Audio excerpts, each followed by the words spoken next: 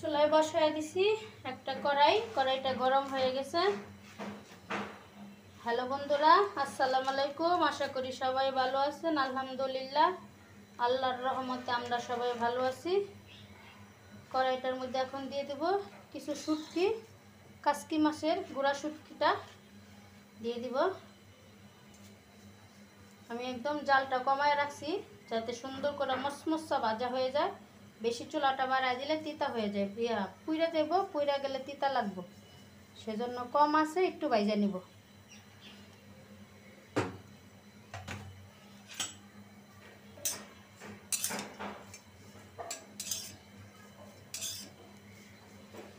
শুটকিটা ভাজা হোক। আমার শুটকিটাই যে লাল হয়ে ভাজা হয়ে গেছে। এখন আমি কুসুম কুসুম পানিতে একটু লবণ দিয়ে নিছি। এখন এই শুটকিটাকে এই কুসুম পানিতে দিয়ে দিব। এখন আমি এটাকে সুন্দরভাবে অনেকক্ষণ ধুয়ে নেব, 5-6 বার করে ধুয়ে নিব। শুটকিগুলা ভাইজা আমি লবণ পানিতে ভিজায় রাখছিলাম, এখন ধুয়ে নিলাম। এখন রান্না বোনা করে নিব। দিয়ে দিলাম তেল, তারপরে দিব এই যে বড় বড় করে কেটে রাখা রসুন, আর হলো মোটা করে কাটছি পেঁয়াজ দিয়ে দিলাম।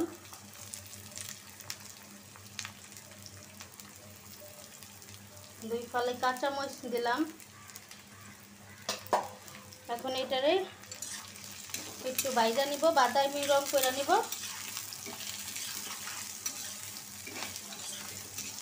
যাতে রসুন আর পেঁয়াজের কাঁচা গন্ধটা চলে যায়, এরকম ভাবে ভাজবো। বন্ধুরা, এত গরম গরম যে হারে বাড়তেছে, রান্না করে টিকাই যাইতেছে না। কিন্তু পেটে ভুক লাগে তো, গরম আর শীত কিছুই মানে না, সব পেটে দিতেই হবে। সেজন্য রান্না বান্না, নাহলে কে করতো সাতার রান্না বান্না।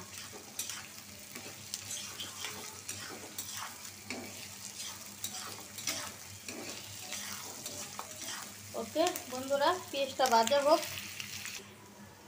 পেঁয়াজ আর রসুনটা লাল হয়ে গেছে। সামান্য একটু পানি দিব আমি।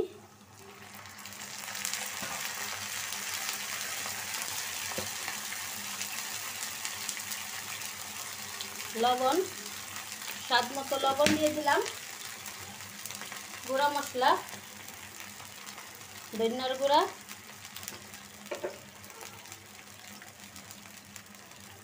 মরিচের গুঁড়া 1 চামচ দিছি, কারণ বেশি জাল দিব না। বেশি জাল দিলে এই গরমে খাইতে পারবো না। গরমে জাল যত কম খাওয়া যায় ততই মঙ্গল। এখন আমি মশলাটা কষায় নিব।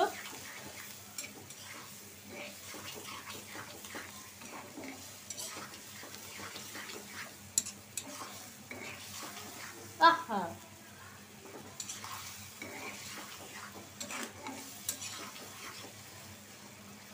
আমি মশলাটা কষাই নিই, তারপর শুটকিটা দিয়ে দিব। কাঁচা কাঁচা গন্ধটা যাতে না থাকে মশলার। ওকে বন্ধুরা, মশলাটা কষানো হয়ে গেছে। আমি এই যে গরম পানি দিয়ে শুটকিটা ধুয়ে রাখছিলাম, এখন এই শুটকিটা দিয়ে দিব। বিসমিল্লাহ। শুটকিটা ধোয়াতে একদম লবণ পানি দিয়ে ভিজিয়ে রাখছিলাম, নরম হয়ে গেছে। এখন আমি 2 থেকে 3 মিনিট কষায় নিব।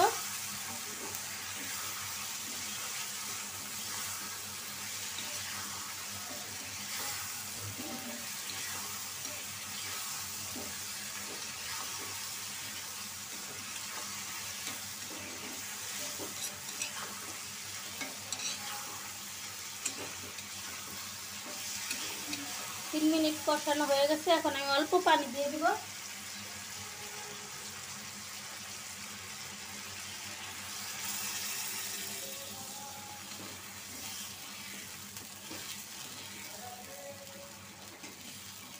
এই যে এতটুকু পানি দিয়ে আমার শুটকিটা রান্না হয়ে যাব, আর পানি ব্যবহার করব না। শুটকিটা হোক, হওয়া পর্যন্ত আমরা অপেক্ষা করি।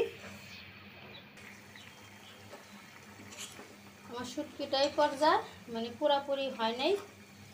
আমি একটু লাড়াচাড়া দিয়ে দিলাম।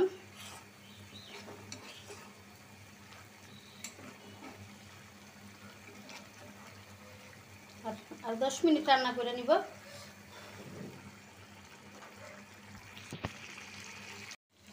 হয়ে গেছে আমার মজাদার কাচকি শুটকি বোনা। এখন আমি একটা বাটিতে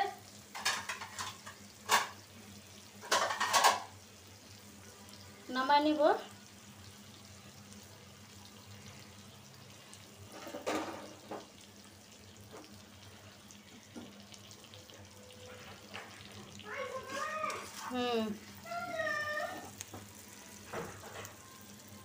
এই যে বাটিতে বাইরে নিই।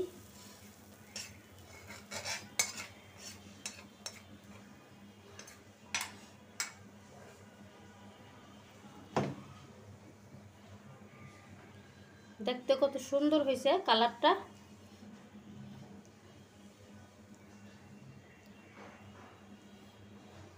অসাধারণ হয়েছে কাচকি শুটকি বোনাটা হয়ে গেছে। এখন আমি একটা শাক রান্না করব। কড়াই বসাই দিছি, কড়াই একটু পানি দিছি। আমাদের অঞ্চলে এটাকে হেলাঞ্চা শাক বলে, হেলাঞ্চা শাকও বলে, আবার হেঁচি শাকও বলে। কার কার অঞ্চলে কি বলে অবশ্যই কমেন্ট বক্সে জানাবেন। অল্প একটু শাক আমি নিয়ে আসছি, আর অল্প একটু লবণ দিয়ে দিলাম। শাকটা সিদ্ধ হোক, কারণ সিদ্ধ হওয়ার পরে একদম অল্প হয়ে যাব, তখন দেখা যাবে বেশি লবণ দিলে তিতা, সেজন্য অল্প লবণ দিলাম। শাকটা সিদ্ধ হোক। শাকটা সিদ্ধ হয়ে গেছে, এখন বাগার দেওয়ার পালা। তেল,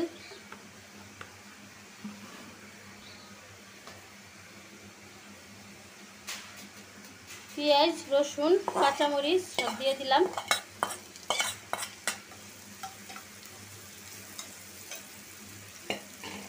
পেঁয়াজ কাঁচামরিচ লাল হোক। পেঁয়াজ আর রসুনটা লাল হয়ে গেছে, এখন আমি শাক দিয়ে দিব। এত বেশি শাক হয়েছে বন্ধুরা, যাতে খায় আমি ফুরাইতে পারবো না। এই দেখেন, বলছিলাম না যে শাকটা একদম অল্প হয়ে যাব। শাক বাচ্চারা তো খায় না, আমাদের দুজনের ফেলে যাব, সমস্যা নেই।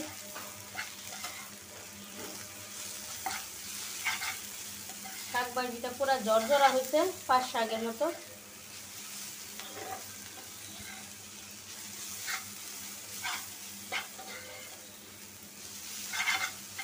ওকে বন্ধুরা, আমার শাক ভাজি হয়ে গেছে, নামাই নিব। বন্ধুরা, আজকে দুপুরের খাবার হেলাঞ্চা শাক ভাজি, পাতলা ডাল, আলু ভাজি, মজাদার কাচকি শুটকি ভুনা।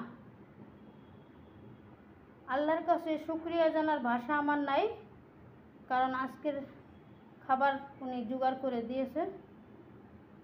আল্লাহ পাক রিজিকে যা রাখছে তা আলহামদুলিল্লাহ।